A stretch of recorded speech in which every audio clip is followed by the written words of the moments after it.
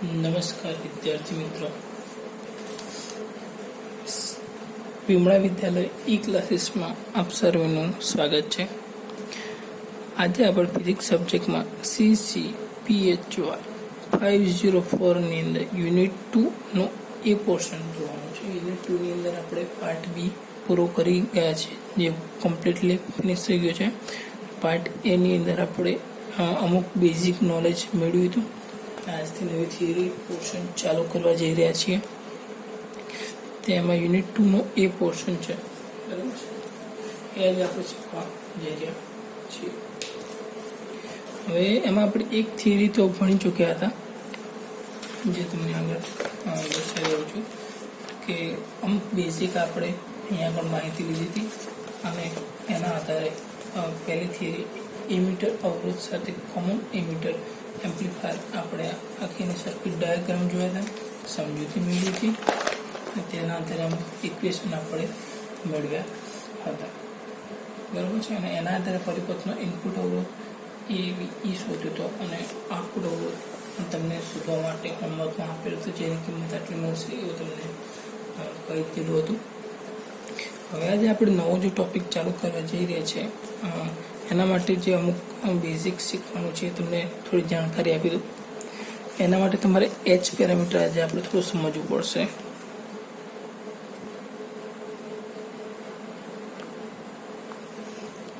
H parameter માટે આજે જે એચ પેરામીટર શીખવાનું છે, એના માટે આપણે જે ટર્મ આવે છે જોઈ લઈએ કે એમાં તમારે આઈ આવશે.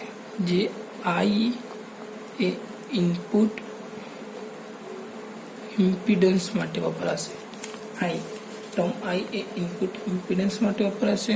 એવી રીતે તમારે ઓ પણ આવશે, જે આઉટપુટ એડમિટન્સ માટે વપરાશે. ઇનપુટ ઇમ્પિડન્સ ઓ એ આઉટપુટ એડમિટન્સ માટે વપરાશે. પછી આર આવશે તમારે, સ્મોલ આર, જે રિવર્સ વોલ્ટેજ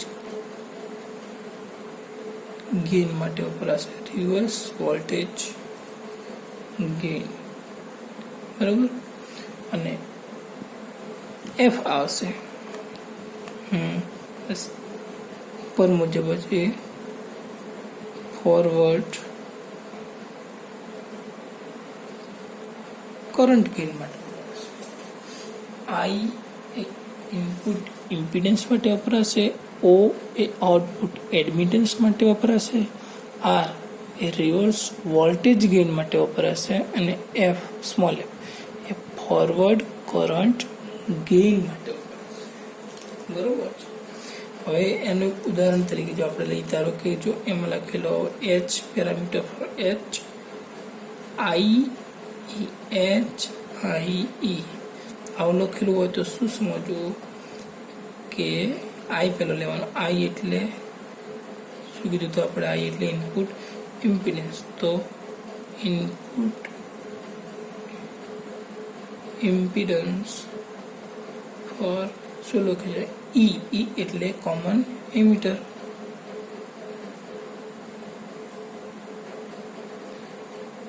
કોમન એમીટર.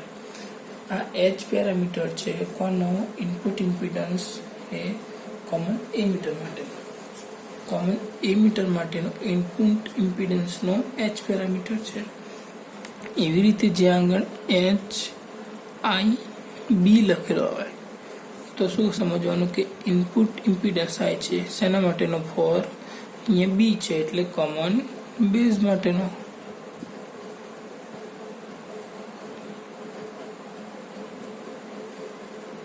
બરોબર છે. એવી જ રીતે તમારે આવશે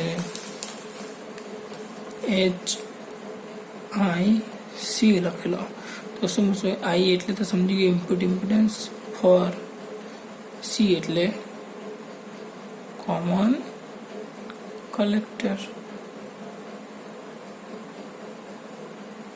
બરોબર છે.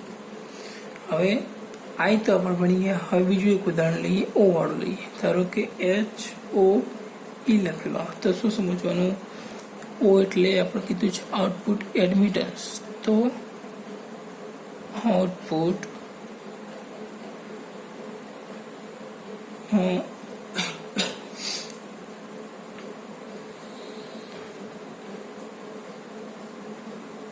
એડમિટન્સ ફોર ઈ એટલે કોમન એમીટર.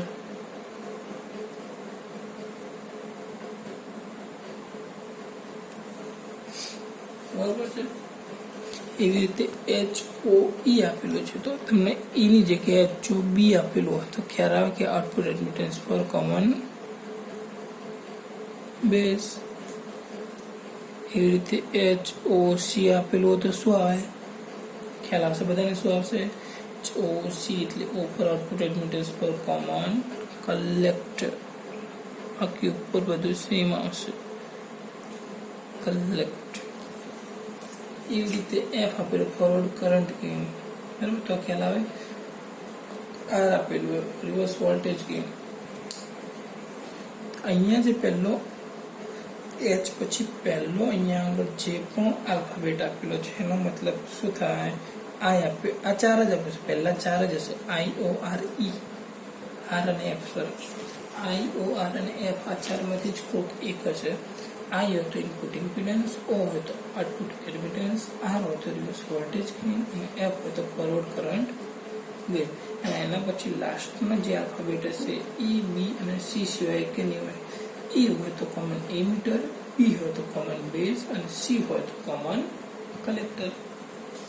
ઓકે, આટલે સુધી બધાને ખ્યાલ આવી ગયો? ઓકે, તો હવે જ્યારે પણ આપણે સર્કિટની અંદર આ કોઈ પણ એક ઘણા બધા પેરામીટર્સનો ઉપયોગ કરીશું, તો કોઈ પણ પેરામીટર આવે તમારે ખ્યાલ આવી જાય કે આ પેરામીટર કયો છે. HOC એટલે એસ પેરામીટર છે, કોમન કલેક્ટરનો આઉટપુટ એડમિટન્સ માટેનો. ઓકે, એવી રીતે બીજા એક બેઝ ટર્મ છે જે તમારે શીખવા જેવા છે. એક જો AIE આપેલું હોય અને AVE આપેલું, તો ખાલી સમજવાનું છે. આ જે છે ગેઇન માટે વપરાય છે. A છે, આ H પેરામીટર છે. એવી રીતે એ ગેઇન માટે વપરાય છે. ગેઇન શેની? I એટલે કરંટ, V એટલે વોલ્ટેજ, E એટલે કોમન એમીટર. આ કોમન એમીટર, તો આને આપણે સમજવું. A for gain, I for current અને E ફોર કોમન એમીટર. તો આપણે એવું કહી શકાય કે I એટલે શું છે? કરંટ ગેઇન ફોર E એટલે કોમન એમીટર.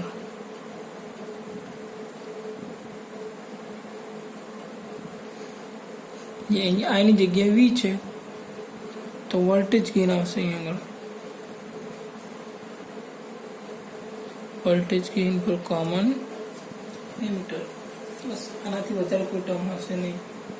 એ ગેઇન માટે વપરાય છે. એ છે H પેરામીટર વાપરવા માટે વપરાય છે.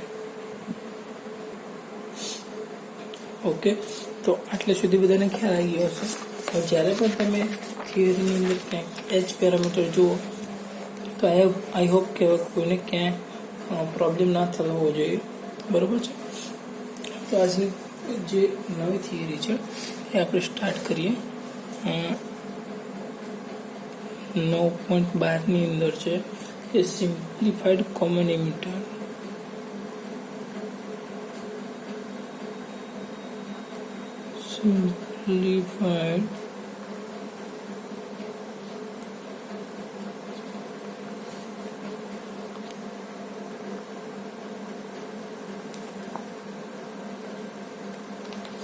Simplified common emitter hybrid model. જે કોમન એમીટર માટે હાઇબ્રિડ મોડેલનો શું કહેવાય છે? સરળ પરિપથ કહી શકાય. એના માટેની આપણે ફિગર તમને ડ્રો કરાવી દઉં છું.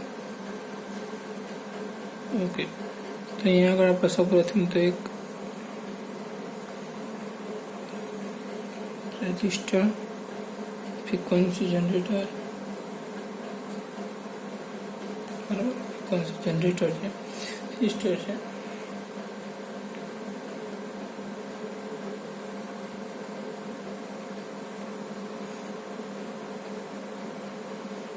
હવે આપણે અહીંયા આગળ ઇનપુટ વોલ્ટેજ આપીશું. એ આપણે અહીંયા આગળ 2.2 બિંદુ વચ્ચે વંટાય છે. VI ઇનપુટ વોલ્ટેજ જે આપણે આપીશું એ, એનો મતલબ કે અહીંથી પ્રવાહની દિશા આ તરફની હશે, જેને આપણે આઈ બી કહી દઈએ પ્રવાહ. અહીંયા બીજો એક અવરોધ આપેલો છે HIB. હવે HIB લખ્યું એટલે તમને બધાને ખ્યાલ આવે. HIB એટલે H પેરામીટર છે કોનો? કોમન બેઝ ફોર I એટલે શું કીધું હતું? Input impedance for common base H parameter. Okay,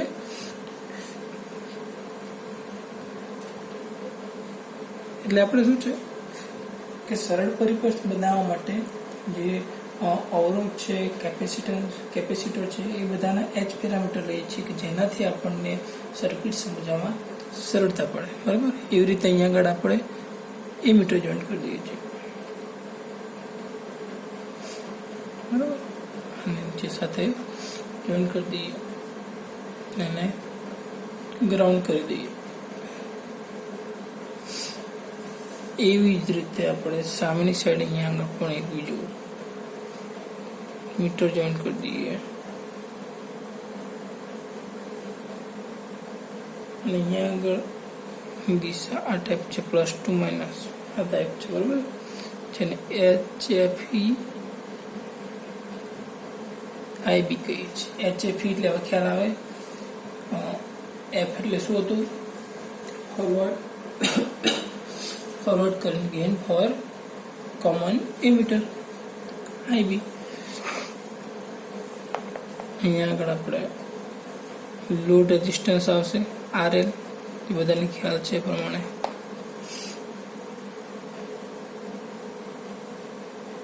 આને આપણે કોમન કરી દઈશું, જોઈન્ટ કરીશું. આ બે વચ્ચે આપણે એક અવરોધ જોઈન્ટ કરીશું જેને કહીશું 1/HOE, જે RL કરતા આનું મૂલ્ય વધુ રહેશે. લાસ્ટમાં અહીંયા આપણે શું મેજર કરશું? Voltage output voltage VO. બરાબર છે. આ આપણી સર્કિટ તૈયાર થઈ ગઈ કે જ્યારે આપણે એવું પણ કહી શકીએ કે આ કોમન એમીટર માટે હાઇબ્રિડ મોડેલ આ પ્રકારનું તૈયાર થઈ ગયું. અહીંયા આપણે એને HRE × VO આઉટપુટ, અહીંયા આનું જે આઉટપુટ મળશે. બરાબર છે. અને આપણે જે કોમન એમીટર હાઇબ્રિડ મોડેલ છે એ શેના માટે ઉપયોગમાં છે? કે એનો એવું કહી શકાય કે એનો ઉપયોગ કરીને આપણને વોલ્ટેજ ગેઇન, પછી પ્રવાહ ગેઇન, પછી ઇનપુટ ઇમ્પિડન્સ, આઉટપુટ ઇમ્પિડન્સ, આ બધું આપણને શોધી શકાય છે. અને આ મૂલ્ય સચોટને બદલે કેવા મળે છે? એકદમ નિકટતમ મૂલ્યો લેવામાં આવે છે અને એને આપણે H પેરામીટરના પદમાં પણ દર્શાવી શકીએ છીએ. હવે આપણે એવું કહી શકીએ કે જ્યાં કોમન એમીટર પરિપથ દર્શાવે છે એની અંદર મેં તમને હમણાં કહ્યું પ્રમાણે 1/HOE એ RL સાથે શું છે? સમાંતર જોડાણમાં છે. તમને દેખાય છે આ અને આ બે અવરોધો એકબીજા સાથે સમાંતર જોડાણમાં છે. અને એની અંદર મેં કહ્યું પ્રમાણે 1/HOE નું મૂલ્ય RL કરતાં કેવું છે? વધારે. આપણે એવું કહી શકીએ કે 1/HOE નું મૂલ્ય ખૂબ જ મોટું છે. કોના કરતાં? RL કરતાં. બરાબર, તો આ એકબીજાને એક તો સમાંતરમાં છે એટલે આપણે RL ને 1/HOE ને અવગણી શકાય, કારણ કે સમાંતર જોડાણમાં અવરોધની અસર કેવી થાય છે? એકદમ ઓછી થાય છે, ખૂબ જ નહિવત થાય છે.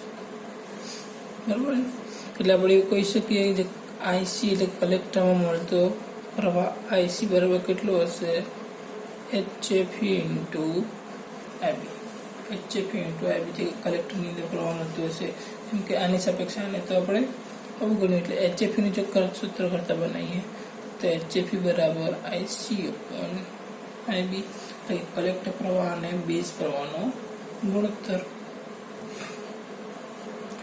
સમજી શકાય છે આટલે સુધીમાં? ઓકે, આ બંને એકબીજા કરતાં મોટો છે અને આ સમાંતરમાં છે એટલે શું? એની આપણે અસર એકદમ નહિવત ગણી શકીએ. એટલે જે કલેક્ટરમાં જે વહેતો પ્રવાહ છે એ HFE IB જેટલું જ આપણને મળશે. IBની તો અસર નહિવત જ છે, ના બરાબર જ કહી શકાય. બરાબર, એટલે આપણે લાસ્ટમાં કિંમત મળીએ HFE forward gain for common emitter. H parameter માટેનું જે આપણે હમણાં સમજ્યા એ પ્રમાણે HFE છે ને forward current gain for common emitter. બરોબર છે. હવે આપણે અહીંયા આગળ આ જે આગળની મેઇન સર્કિટ છે એની અંદર એમીટર એટલે કે એમીટરમાં વેખો આપણે જે જનરેટરનો વોલ્ટેજ આ જે જનરેટર ચાલુ કરતા એનો જે વોલ્ટેજ આપણને અહીંયા આગળ મળે છે HREVO ની અંદર. તો આપણે એવું કહી શકીએ કે HREVO ની જે કિંમત મળે છે એ પ્રમાણે જો એવું કહી શકાય કે એમીટર પરિપથમાં વહેતા જનરેટરના વોલ્ટેજની અસરના કારણે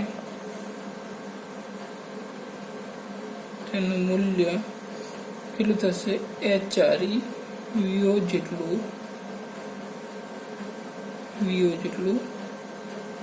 થશે. બરાબર. તેવું કહી શકાય કે HREVO બરાબર HREIC ઇન્ટુ RL. હવે IC ઇન્ટુ R એટલે SC ઇન્ટુ R એટલે આ બધી આવે. આ જે લોડ પ્રવાહ છે એ IC કલેક્ટરમાંથી વહેતો પ્રવાહ છે. HREVO બરાબર HREIC ઇન્ટુ RL. બરાબર. જે આપણે કહી શકીએ કે VO બરાબર IC ઇન્ટુ RL કહી શકાય.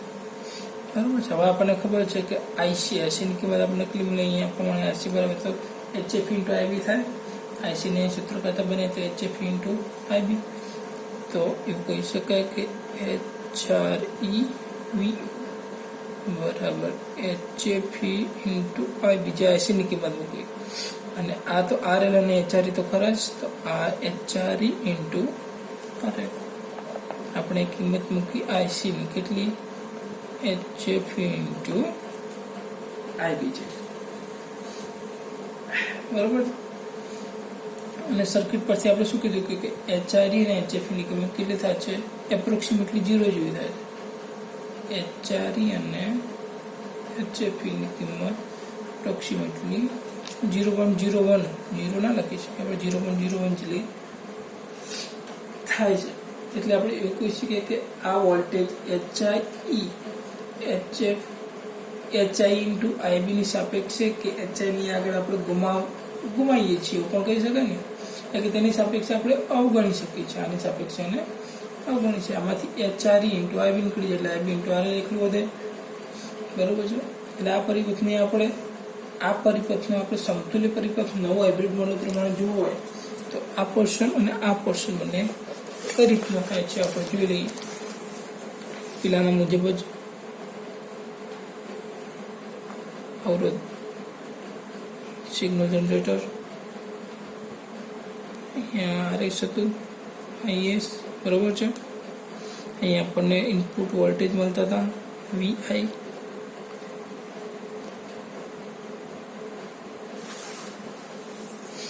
એ તો મળશે જ. અહીંથી પ્રવાહ વહેતો હતો IB. અહીંયા ખાલી જે અવરોધ હતો એની અંદર ફેરફાર થશે. HRE ઇન્ટુ VO હતું એ આપણને તે કહે છે HI એટલે કે input impedance for common emitter. એને અહીંયા વચ્ચે આપણે ગ્રાઉન્ડ કરી દીધું હતું. આ બાજુ જે આપણને મળતું હતું એ હતું આપણું HFE IB એમનું એમ. અને આપણને વચ્ચે જે આપણે અવરોધ મૂક્યું હતું એ નીકળી જશે. એની જગ્યાએ ડાયરેક્ટ આવી જશે આપણો સમતુલ્ય અવરોધ RL. અને હવે આપણે અહીંયા આગળ મેજર કરવાનો છે આપણો VO વોલ્ટેજ આઉટપુટ વોલ્ટેજ. અહીં કેપેસિટર અહીંયા આગળ એમીટર. બરોબર છે. એટલે હવે આપણે એવું કહી શકીએ કે આપણી કોમન એમીટર ચાલે છે. તો કોમન એમીટર માટે હાઇબ્રિડ મોડેલ આપણે સિમ્પ્લિફિકેશન કરતા આપણને આ સર્કિટનું સિમ્પ્લિફિકેશન કરતા આપણને આ સર્કિટ મળે છે. પડે છે ખબર? આટલે સુધી દરેક વિદ્યાર્થીને ઓકે. તો simplified common emitter hybrid model આપણે આટલે સુધી જોયું. હવે આગળની થિયરી આપણે નેક્સ્ટ વિડીયોની અંદર જોઈશું. Okay, thank you.